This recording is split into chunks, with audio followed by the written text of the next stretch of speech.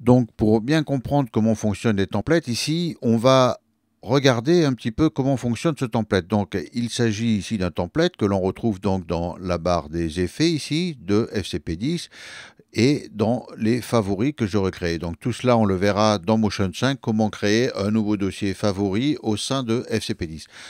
Donc ici, lorsque l'on importe un template sur un template effet notamment, on le pose directement sur le clip ici. Donc ici, je vais déléter cet effet ici que j'ai créé, donc je vais le supprimer et donc je retrouve ici mon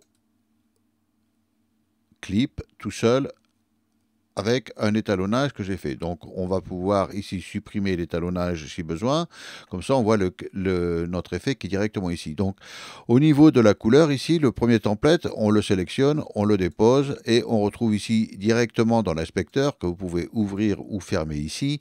Et directement ici dans l'étalonnage, vous pourrez accéder ici, hop, et accéder directement à la correction colorimétrique de ce plan. Donc je peux un petit peu jouer sur l'étalonnage pour, comme il a été tourné avec un Canon 5D Mark III et dans le mode Cinestyle, donc voilà, je redonne un peu plus de patch, un peu plus de couleur, donc on peut jouer, vous voyez, vous pouvez augmenter, coller un peu le noir pour que ce soit un peu plus punchy, etc. etc.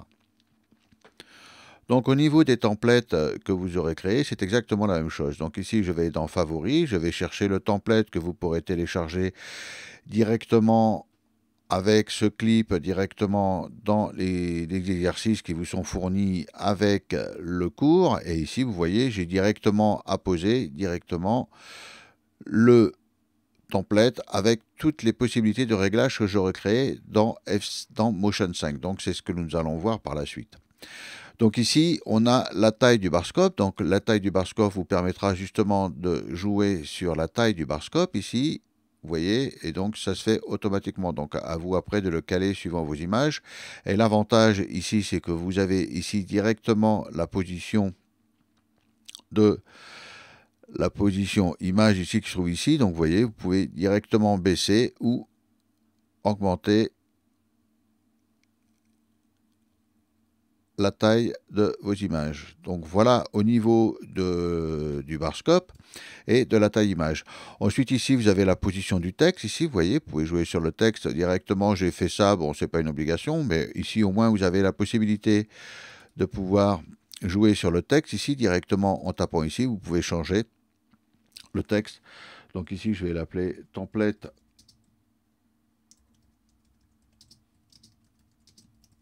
RSFC10, voilà, comme ça c'est un sous-titre. Donc après ici, vous pouvez jouer aussi sur sa taille, directement à travers la box qui sera créée. Vous voyez, donc vous pouvez jouer sur la taille du texte ici. Donc après, il est limité au niveau de la boîte. Hein. Donc voilà. Ensuite ici, vous avez la possibilité de jouer sur l'opacité des barscopes, l'opacité de l'image de background, comme on l'appelle ici. Vous avez la possibilité d'enlever ou de rajouter du bruit vidéo que j'ai créé. Donc ce bruit vidéo, vous pouvez le diminuer ou l'augmenter, le mettre en monochrome ou en couleur. Ici, vous pouvez changer aussi, mettre du bruit bleu par exemple, ou des bruits TV, parasites. Donc là, vous voyez, je peux augmenter et du coup ici, je peux voir ce qui se passe. Vous avez la possibilité ici de changer donc le mode de fusion. Donc vous pouvez mettre en normal, en multiplication, etc. Donc ça change un petit peu la façon dont est imbriquée l'image. Donc c'est le mode de compositing du bruit. Si vous avez la possibilité de le mettre, de l'animer ou pas. Et ensuite, ici, vous avez la possibilité, comme d'habitude, de le réduire ou de le rendre plus, comment dirais-je, de faire un fondu pour pouvoir justement mieux l'intégrer ou non dans vos images. Ensuite, ici, j'ai créé un effet mauvais téléviseur, donc vous pouvez supprimer, évidemment. Hein. Donc ici, c'est vous qui choisissez un petit peu. Après, on a tous les paramètres d'ondulation, de bobine, de statique, de synchronisation, de saturation, etc. de ce mauvais téléviseur. Donc ça vous permettra par exemple d'augmenter ou non les différentes modulations d'ondulation de l'image ici, de jouer sur l'effet de bobine, de transformation de bobine. Donc évidemment tous ces paramètres ici sont paramétrables, donc vous pouvez rajouter des points clés pour pouvoir justement créer une animation. Une synchronisation un petit peu pour donner encore plus d'effets de parasites, etc. La saturation de l'image, donc en noir et blanc ou pas. La luminosité des différentes lignes. Le pourcentage des lignes, donc on peut augmenter, réduire, augmenter, etc. Ensuite ici nous avons aussi la vignette, donc cette vignette ici, si je fais un escape ici, vous voyez, j'ai directement accès à la vignette pour la positionner directement où je veux sur mon écran. Donc évidemment on-off, donc vous pouvez l'ouvrir, la fermer sur sa taille, vous pourrez jouer aussi sur sa taille. Donc voilà. Son atténuation ici, vous pouvez réduire un petit peu l'atténuation qui est fournie sur cette vignette. La possibilité de jouer sur sa position, etc. L'assombrissement, la saturation, et puis évidemment aussi ici, j'ai toujours mis ce petit effet de possibilité. Ensuite ici, on a différentes possibilités de correction de votre image, si jamais vous avez besoin directement, sans être obligé d'aller rechercher notre plugin, pour jouer un petit peu sur la correction de cette image. Donc vous voyez, je peux jouer un petit peu sur le contraste, directement sur la valeur de la teinte, la saturation de la teinte. La possibilité ici de jouer sur les couleurs pour donner un peu plus, encore plus l'effet de mauvaise télé. Ensuite ici, nous avons la courbe des niveaux, les gammas. Donc on va pouvoir ici jouer sur les gammas et rejouer encore plus. Vous voyez, là j'obtiens des petits effets assez sympas. Donc là on commence à avoir des effets assez dramatiques.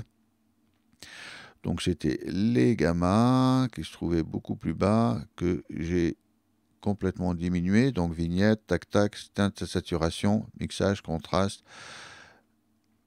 gamma, voilà.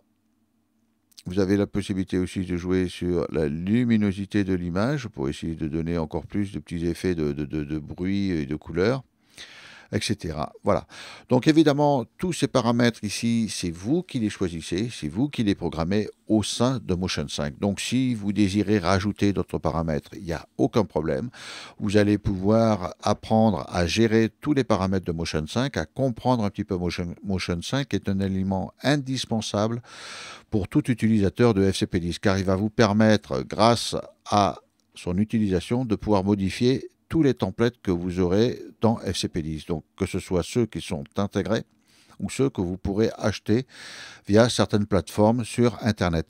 Donc ici, par exemple, vous voyez, j'ai créé cet effet. Donc après, il suffit juste que j'aille faire ouvrir dans Motion 5 et à ce moment-là, il va pouvoir directement s'ouvrir. Mais c'est exactement la même chose ici. Vous pouvez ouvrir avec les templates qui sont sur FCP10. Dans FCP10, par exemple ici, vous avez des transitions aussi. Vous voyez, si je vais chercher des transitions de M-Burns, par exemple, je peux les ouvrir dans Motion et les modifier aussi. Donc c'est valable pour les transitions, mais c'est aussi valable pour tous les titres et tous les générateurs ici que vous aurez ici directement dans FCP10. Donc c'est une fonction qui est importante de connaître, parce que sinon vous serez limité et il y a certains effets que vous ne pourrez pas faire parce que l'intégrateur ne vous aura pas proposé, ne serait-ce les changements de couleur ou quelque chose comme ça, qui sont des choses qui ne sont pas très compliquées à faire, mais qu'il est important de savoir faire pour encore plus de liberté et de facilité pour travailler avec FCP10. Donc nous allons maintenant ouvrir Motion 5.